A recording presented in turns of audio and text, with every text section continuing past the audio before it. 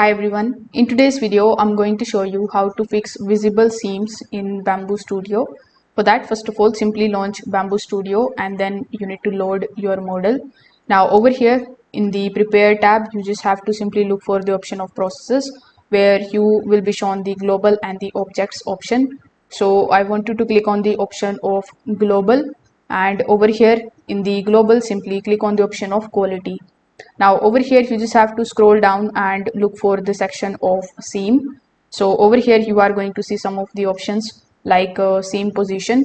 So over here you need to choose the option that best suits your model. So here you are going to see a bunch of different options, like we have aligned. So if you select it, it is going to place the seam in one straight line. If you select the option of rear, it is going to hide the seam on the back of the model. Then we have random, which is going to scatter the seam around the model in order to avoid one visible line. And we also have the nearest option, which is going to place the seam at the closest point for fast printing.